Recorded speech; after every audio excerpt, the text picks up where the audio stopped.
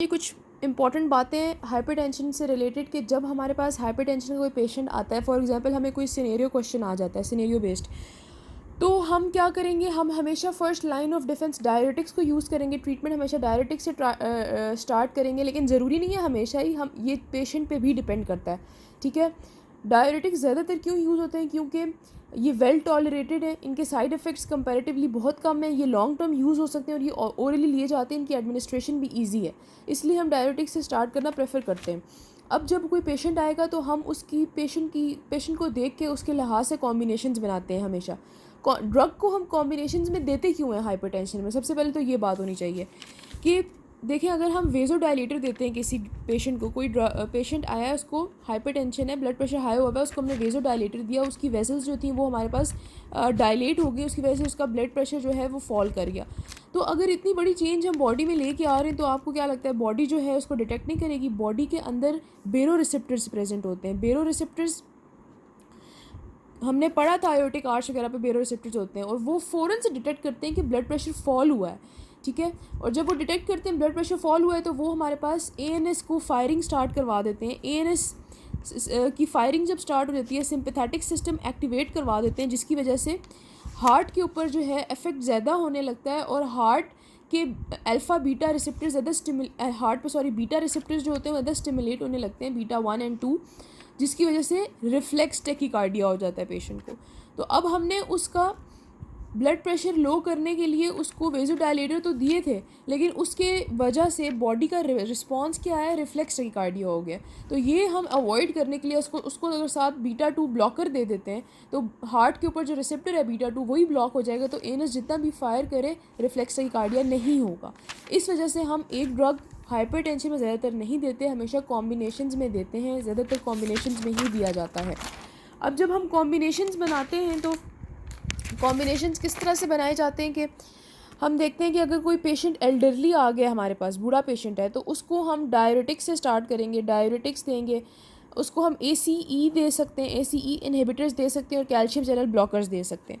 अगर कोई हमारे पास पेशेंट आता है जो बूढ़ा है तो उसको हम प्रेफरेबली स्टार्ट करते हैं डायरेटिक्स से। ठीक है, लेकिन अगर उसको डायबिटीज़ है तो हम डायरेटिक्स के साथ ACE इनहिबिटर्स को ऐड कर देते हैं, क्योंकि ये डायबिटीज़ में भी बेनिफिशियल होते हैं हमारे पास ये ड्रग्स।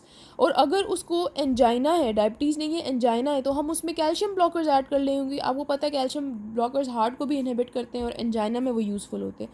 तो इस तरह हम पेशेंट की कंडीशन देख के उसके लिहाज से जो है कॉम्बिनेशंस बना के देते हैं हमेशा। और इसके बाद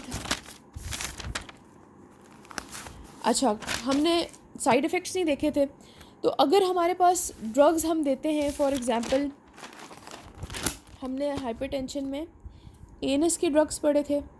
ठीक है, ANS से हम टॉक्सिसिटी स्टार्ट करते हैं। अगर हमारे पास ANS के ड्रग्स हम दे रहे हैं तो हमारे पास क्या टॉक्सिसिटी हो सकती है इसकी। हमने कौन से ड्रग्स पढ़े थे, क्लोनिडीन, मिथाइल डोपा, जो इनहिबिट कर रहे थे, इनहिबिटरी थे। ठीक है, क्लोनिडीन और मिथाइल डोपा हमारे पास इनहिबिटरी ड्रग्स थे, जो वहाँ से हमारे पास रिलीज़ नॉरएपिनेफ्रिन की रिलीज़ नहीं होने दे रहे थे। जब उसकी रिलीज़ या तो उसकी रिलीज़ को इनहिबिट कर रहे थे, जब उसकी रिलीज़ इनहिबिट हो रही थी तो हमारे पास सिंपैथेटिक सिस्टम की फायरिंग कम हो रही थी, जिसकी वजह से जो सिंपैथेटिक सिस्टम की फायरिंग कम हो रही थी तो हमारे पास ब्लड प्रेशर थोड़ा सा फॉल कर रहा था। अब हम अगर हम ये ड्रग्स देते हैं तो हमें पता है ये ड्रग्स हमारे पास कहाँ पे एक्ट करते हैं, वेज़ोमोटर सेंटर में होते हैं। ये वेज़ोमोटर सेंटर पे एक्ट करते हैं, जो कि हमारे पास ब्रेन में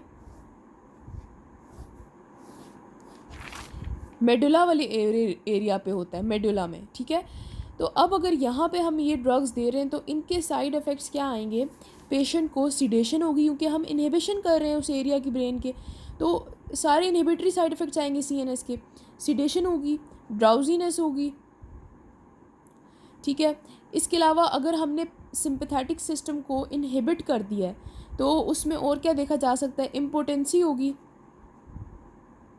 और इन ड्रग्स को हम एब्रप्टली स्टॉप कभी भी नहीं करते, क्योंकि जब हम इनको, एक पेशेंट क्लोनिडीन और मिथाइल डोपा ले रहा है और महीने से वो ले रहा है और एकदम हमने छुड़वा दिए उसको वो ड्रग्स, तो क्या होगा, इसका रिफ्लेक्स मैकेनिज़्म बहुत स्ट्रॉन्ग आएगा, ठीक है। उसका हाइपरटेंशन एकदम बहुत ज़्यादा, उसका ब्लड प्रेशर हाई हो जाएगा। इसलिए कभी भी हम इनको एब्रप्टली, इनको हम कभी भी स्टॉप नहीं करते, ठीक है। उसके बाद इसमें हमारे पास आता है कि ये क्या